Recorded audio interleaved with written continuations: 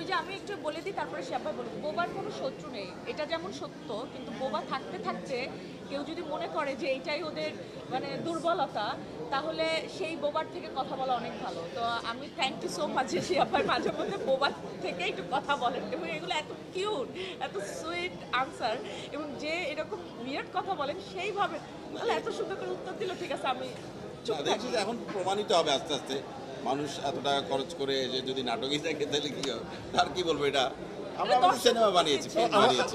আমার কাছে মনে হয় এটা পারসেপশন। আমি যদি একটু মেকার ইজ অলওয়েজ মেকার, এটা শুধুমাত্র তার ক্ষেত্রে না, হৃদয়ের ক্ষেত্রেও। হৃদয়কে অনেকে হয়তো বা, আমি দেখলাম একটা ইন্টারভিউ যে হৃদয়কে অনেকে বলছে নাটকের পরিচালক। So it's all about perception, মানুষ কি ভাবছে।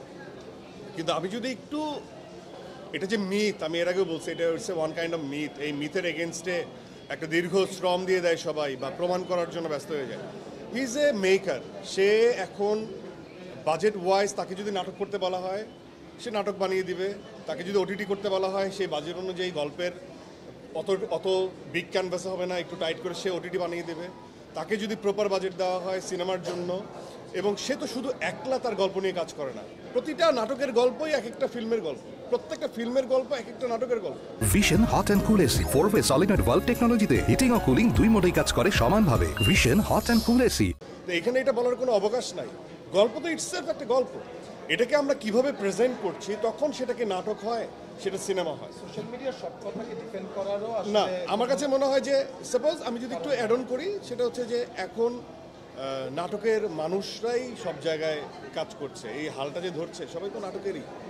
আমি যেদিকেই তাকাই, একজন তপু খান, একজন হিমেল আশরাফ, একজন শিহাব শাহিন, একজন হৃদয়, সব নাটকের ডিরেক্টর এবং অভিনেতা অভিনেত্রী যত আমি দেখি আসছে, আরো নাটকের আমাদের একদম শহীদুজ্জামান সেলিম, ভিকি জায়েদ আসছে।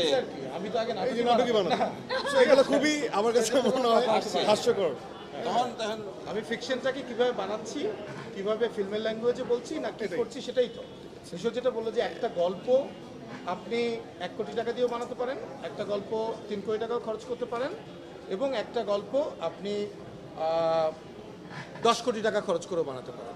সো ডিপেন্ড করে যে আপনি আসলে সেই গল্পটাকে জাস্টিস করার জন্য কতটুকু প্রয়োজন। আবার বিনা কারণে খরচ করাও তো কোনো কাজের কথা না। সেটা যতটুকু প্রয়োজন সেই গল্পটাকে জাস্টিস করার জন্য একটা ফিল্মের জন্য, ততটুকুই তো।